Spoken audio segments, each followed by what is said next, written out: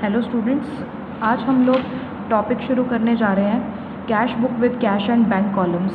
इससे पहले मैंने आपको कैश बुक की थ्योरी और सिंपल कैश बुक का जो फॉर्मेट है वो करवाया था। डबल कॉलम कैश बुक में हमारे सिलेबस में एक ही बुक है और वो है cash book with cash and bank column.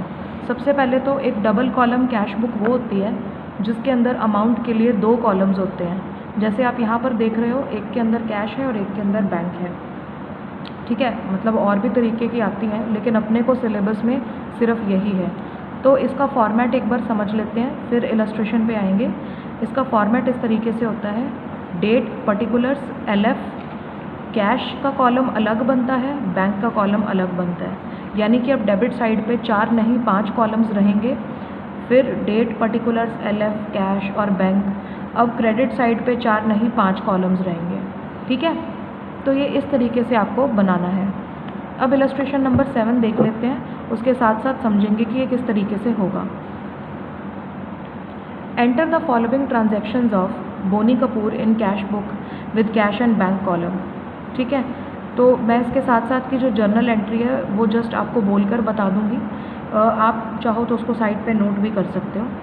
Started business with cash 50,000, तो इसकी जर्नल एंट्री होती है cash account debit to capital account. ठीक है, तो देखो जहाँ तक सिस्टम चेंज होगा मैं आपको वहाँ तक बिल्कुल सिंपली समझाऊंगी। डबल कॉलम कैश बुक में प्लॉटिंग में जहाँ पे फ़र्क आएगा वो मैं आपको बता दूंगी। ठीक है, तो सबसे पहले हम स्टार्ट करते हैं फर्स्ट ट्रांजैक्शन के साथ। स्टार्टेड बिजनेस विद कैश 50,000, तो cash account debit to capital account, तो टू कैपिटल अकाउंट आ जाएगा। कैश के अगेंस्ट वही लिखा हुआ है, आपने डेट भी डाल ली है, और 50,000 सिर्फ कैश कॉलम में आ जाएगा।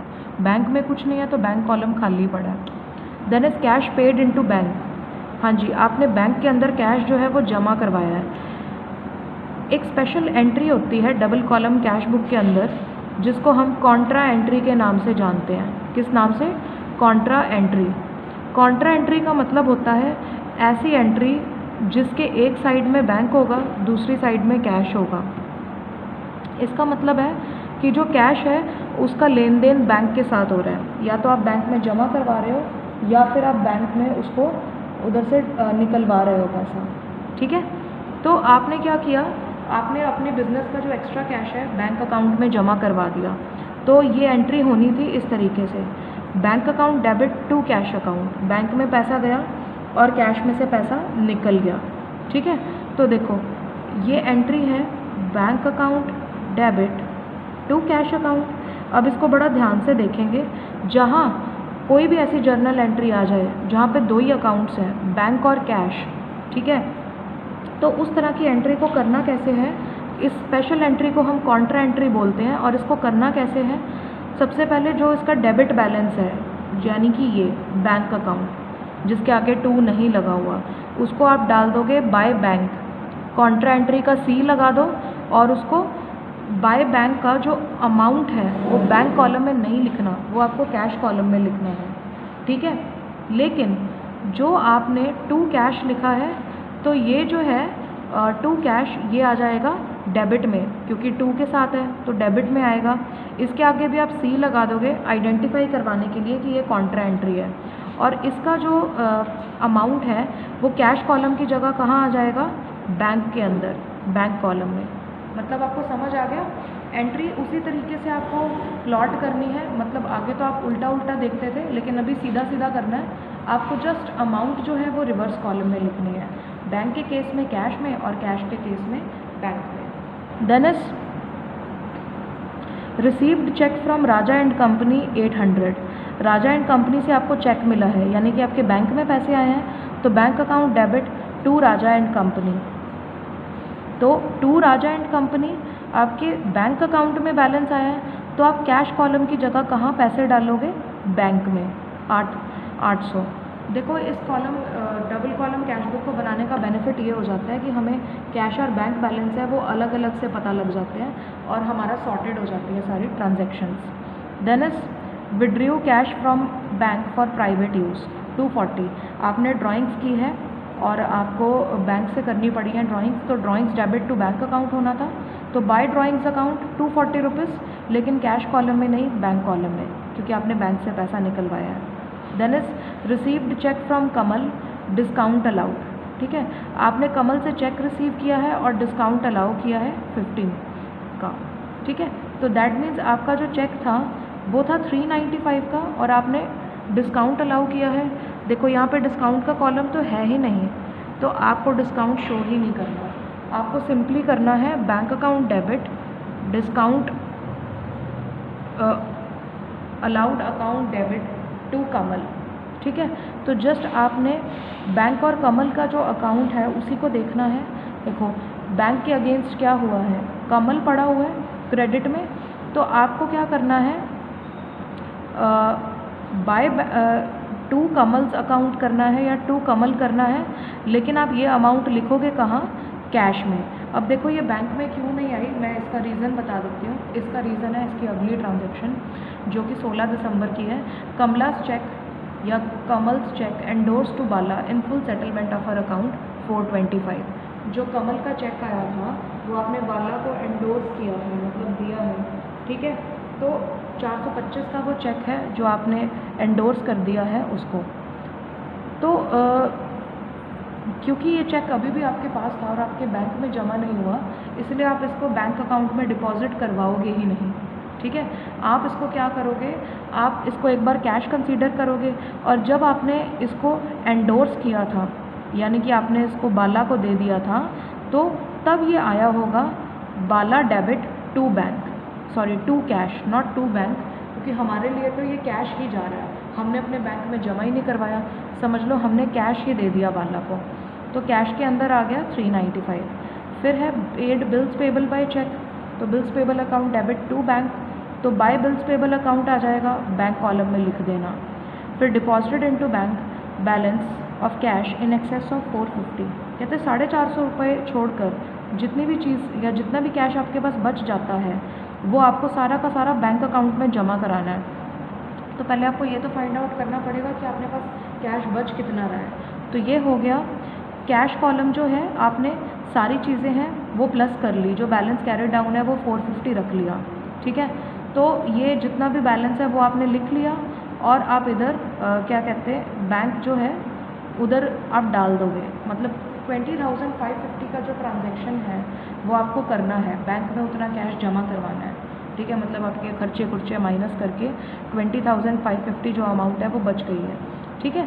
तो आप इसके लिए ट्रांजैक्शन करने वाले थे bank account debit to cash account 20,550, 20,550। तो आपको इसी तरीके से ये जो रुपीज़ हैं जमा करवाने हैं बैंक के अंदर। तो बाय बैंक अकाउंट सी डाल दोगे, कॉन्ट्रा एंट्री है अगेन ये, लेकिन आपको ये अमाउंट बैंक कॉलम में नहीं लिखनी, कैश कॉलम में लिखनी है। टू कैश अकाउंट इधर डेबिट साइड में आपने सी डाल दिया एलएफ के अंदर, ठीक है। और जो बैंक कॉलम है उसमें आपको जो अमाउंट है वो डालनी है, ठीक है।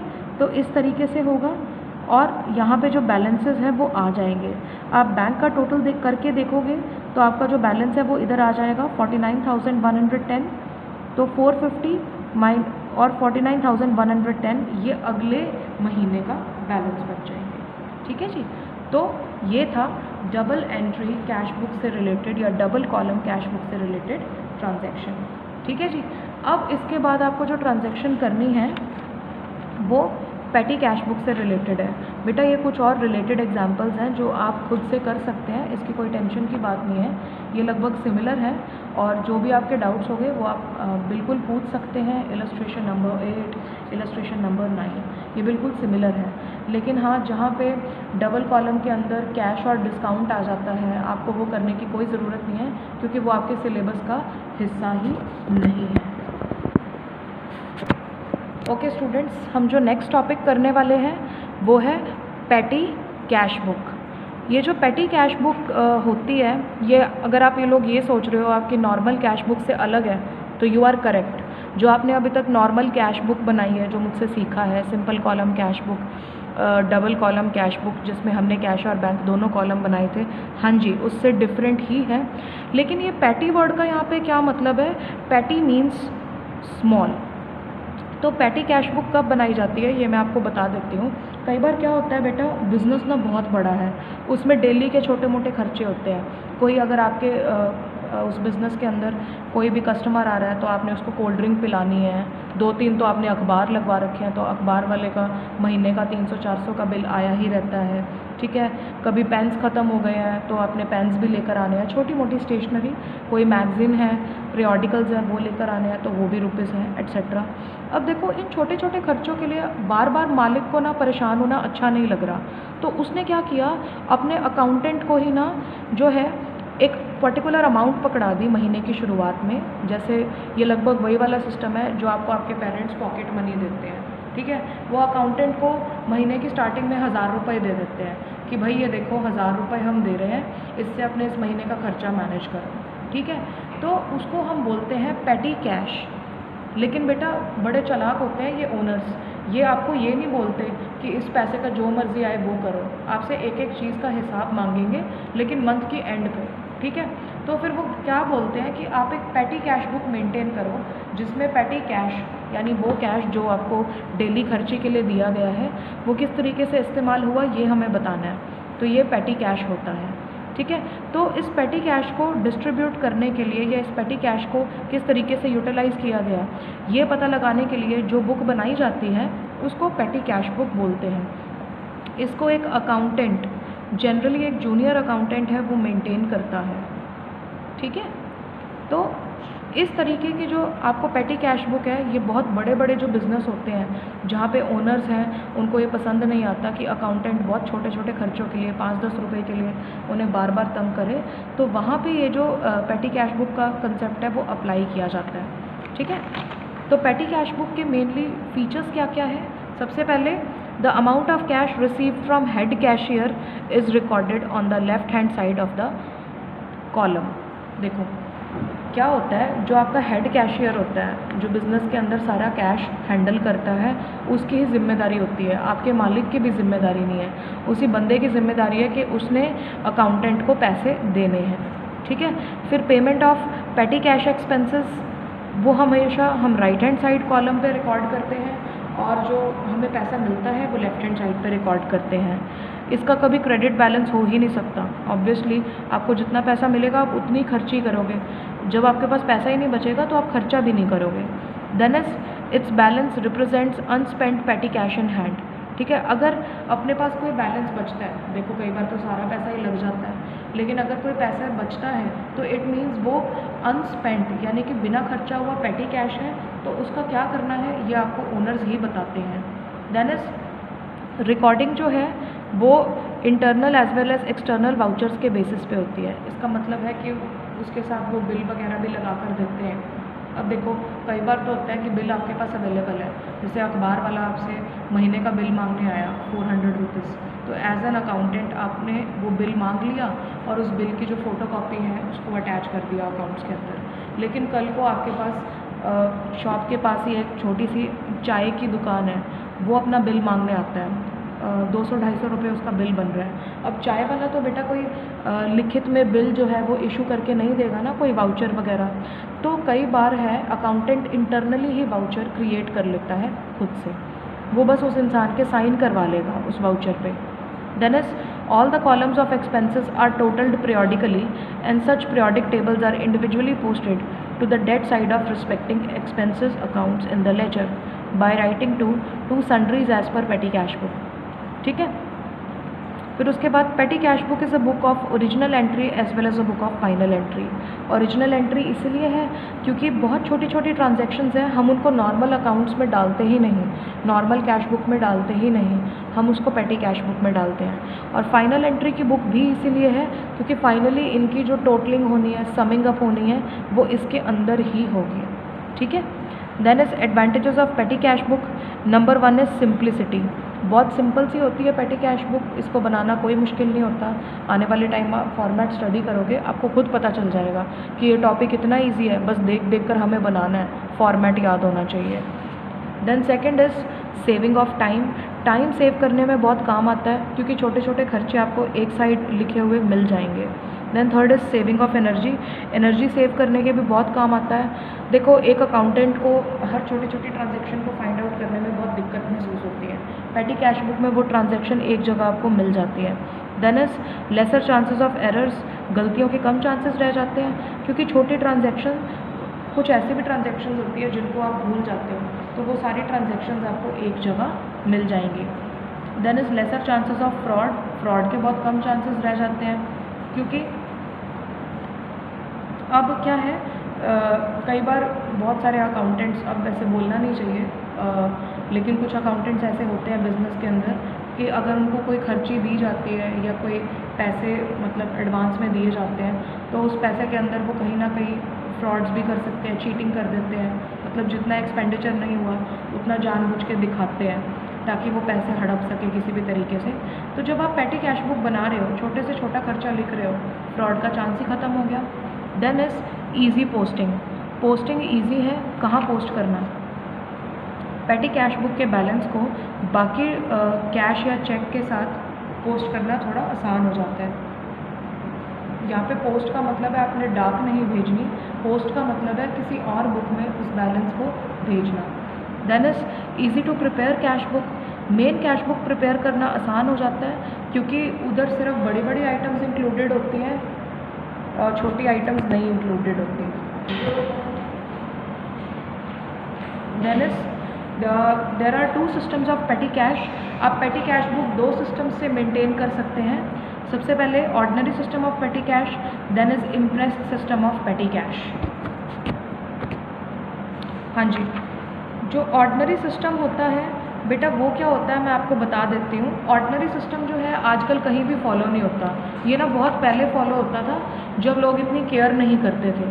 जो ऑर्डिनरी सिस्टम है उसके अंदर लोग क्या बोलते हैं कि जस्ट आपको एक पर्टिकुलर अमाउंट दे दी जाएगी और आपको उस पर्टिकुलर अमाउंट के अंदर काम करना है, ठीक है। आपको ये पूछा ही नहीं जाता था कि आपने उस अमाउंट का क्या किया, कोई पैसे बचे या नहीं। मतलब आपको क्या दे रहे हैं, एक पर्टिकुलर जो अमाउंट है वो देनी ही देनी है, चाहे आपने उसको खर्च कर दिया सारा, चाहे नहीं किया। ये ordinary system of petty cash के अंदर होता था। इम्प्रेस्ड सिस्टम के अंदर होता है कि आपने एक फ़िक्स्ड अमाउंट जो है अपने अकाउंटेंट को हर महीने देनी है। मान लो 1000 रुपये, आपने इस महीने उसको 1000 रुपये दिए, उसने 800 रुपये खर्च कर दिए, 200 रुपये बच गए। तो ये जो 200 रुपये का बैलेंस है वो बच गया, दैट मीन्स वो अगले महीने यूज़ हो सकता है। तो इस केस में अकाउंटेंट को जब नेक्स्ट मंथ आप पैसे दोगे ना, तो 1000 रुपये नहीं दोगे, आप 800 रुपये दोगे। आप ये कहोगे कि 200 रुपये तो भाई पिछले वाले यूटिलाइज़ करो, वो हम तुम्हें एक्स्ट्रा क्यों दें, ठीक है। तो एनालिटिकल सिस्टम कहता है कि आपने फिक्स्ड अमाउंट नहीं देनी, ठीक है। मतलब आपकी जो टोटल अमाउंट है वो फिक्स्ड होती है, नो डाउट, लेकिन देने के मामले में आप उतना ही दोगे जितना बैलेंस जो बच गया है उसको काट के बनता है। ऐसा नहीं है कि बस आपने अपने जो पैसे हैं वो दिए जाने हैं और कोई हिसाब है वो लेना ही नहीं है अकाउंटेंट से, या जो भी पर्सन आपके पे लिए ये सारा अकाउंट जो है पेटी कैश अकाउंट प्रिपेयर कर रहा है या पेटी कैश बुक प्रिपेयर कर रहा है, ठीक है जी। Then is features of imprest system of petty cash. बेटा ये सबसे ज़्यादा अच्छा सिस्टम है। आप खुद ही सोचो, जब तक आप पेटी कैशियर से हिसाब नहीं लोगे वो आपको फ्रॉड करके धोखा भी दे सकता है। लेकिन अगर आप इम्प्रेस्ड सिस्टम को फॉलो करते हैं तो इम्प्रेस्ड सिस्टम से एक तो पेटी कैशियर पे भी डिसिप्लिन रहेगा कि उसको हर अमाउंट को ढंग से जो है वो करना है, यूटिलाइज ढंग से मेंशन करना है, ठीक है। और दूसरी बात ये है कि वो फ्रॉड करने के चांसेस बहुत कम कर देता है, ठीक है। देन इसके features, estimation by head cashier. Head cashier उतना ही अमाउंट देता है जितना उसके एस्टिमेटेड करेक्ट है। Then is advances by head cashier. Head cashier इसको एडवांस में एक एस्टिमेटेड अमाउंट है वो पेटी कैशियर को हमेशा देता है in the beginning of a particular period. हो सकता है वो महीने और महीने के अंतराल पे देता हो सकता है वो हर 2 महीने के बाद देता हो, या हो सकता है वो हर 6 महीने के बाद देता हो, ठीक है। दिस डिपेंड्स कैसा सिस्टम फॉलो हो रहा है। जनरली हर एक महीने पे देने का जो सिस्टम है वो बिज़नेस के अंदर फॉलो होता है। Then is submission of petty cash book by petty cashier. देखो पेटी कैशियर हर महीने के एंडिंग पे अपनी कैश बुक दिखाने जाएगा, क्योंकि उससे हर खर्चे का 1-1 रुपये का हिसाब मांगा जाता है, then is examination of petty cash book by head cashier, और ऐसा नहीं है कि बस जाके सबमिट करवा दी, वो उसको बाकायदा चेक भी करवाता है और हेड कैशियर उसको देखता भी है अच्छे से। Then is reimbursement of amount spent. मान लो जो भी खर्चा, कई बार तो जैसे खर्चा एडवांस में दे देते हैं, ठीक है, कई बार नहीं भी देते कि पहले तुम एक बार अपने खर्च कर लो फिर हम तुम्हें दे देंगे। तो रीइम्बर्समेंट का मतलब है कि अगर उसने अपनी जेब से पैसा लगाया है तो आप उसको वापस भी दे सकते हो। Then is availability of same amount of petty cash. भाई एक फिक्स्ड अमाउंट है वो ही रहेगी, ठीक है, मतलब आपने 1000 ही देने हैं, 1000 से ऊपर नहीं। पीछे से कोई बैलेंस बच के आ गया है, मान लो 200 रुपये बच के आ गए तो आप 800 दे दोगे, लेकिन आपने उसके हाथ में जो अमाउंट बनानी है वो 1000 रुपये ही रखनी है, ठीक है। Then is types of petty cash book, non analytical या सिंपल पेटी कैश बुक, और एनालिटिकल या कॉलमनर पेटी कैश बुक, ठीक है। हम दोनों तरह की ही जो पेटी कैश बुक्स हैं वो देखते हैं, मेंटेन की जाती है अकाउंट्स के अंदर, ठीक है। तो इसके अंदर सबसे पहले सिंपल या non analytical petty cash book आ जाएगा। यहाँ पर एक स्पेसिमन दिया हुआ है सिंपल पेटी कैश बुक का, यहाँ पर मैं आपको दिखा देती हूँ। अमाउंट रिसीव्ड, ठीक है, ये जो CBF होता है बेटा, इसका क्या मतलब होता है, कैश बुक फोलियो, ठीक है। कैश बुक फोलियो का मतलब होता है कैश बुक का वो पेज जहाँ पे ये ट्रांजैक्शन ट्रांसफ़र होनी है। अगेन ये एक ऑप्शनल कॉलम है और ज़रूरी नहीं है कि आपको लिखना है, आप चाहो तो इसको छोड़ भी सकते हो। देन इज़ डेट, देखो डेट तो डालनी ज़रूरी है तो डेट का कॉलम तो आएगा ही। फिर पर्टिकुलर्स, ठीक है, फिर है वाउचर नंबर, LF और अमाउंट। देखो मैं आपको फिर से बता देती हूँ, कंफ्यूज नहीं होना। अमाउंट रिसीव्ड के अंदर खाली वही अमाउंट आएगी जो आपको, यानी कि एक पेटी कैश अकाउंटेंट को हेड कैशियर से मिल रही है, और अमाउंट पेड के अंदर वो आएगी जो आपने खर्चों में खर्च कर दी, पे कर दी, ठीक है। यहाँ पे 2 कॉलम्स हैं, वो बिल्कुल ऑप्शनल है, आपको याद रहते हैं तो आप बनाओ, वरना ना भी बनाओ तो भी चल जाएगा काम। CBF को बनाना ज़रूरी नहीं है, वाउचर नंबर भी बनाना ज़रूरी नहीं है, लेकिन हाँ अगर क्वेश्चन में वाउचर नंबर आ जाता है तो फिर आपको ये कॉलम बनाना पड़ेगा, अदरवाइज़ नॉर्मल सर्कमस्टांसिस में आप छोड़ सकते हो। जैसे आप ये इलस्ट्रेशन नंबर 14 देख रहे हो, यहाँ पे ट्रांजैक्शन और अमाउंट दी हुई है, आपको कोई वाउचर नंबर नहीं दिया हुआ, कोई CBF नहीं दिया हुआ, तो आप इन दोनों कॉलम्स को ख़त्म कर सकते हो, लिखना कोई ज़रूरी नहीं है। और जनरली ये क्वेश्चंस में दिया भी नहीं होता, ठीक है जी। तो ये इस तरीके से आएगा। तो इलस्ट्रेशन 14 क्या है, right up a simple petty cash book from the following particulars. हाँ जी, तो balance in hand with the पेटी कैशियर 40। मैं आपको साथ साथ बताऊंगी कि आपको कैसे इस चीज़ को अपनी बुक्स के अंदर लिखना है, ताकि आपको साथ साथ पता लगता रहे।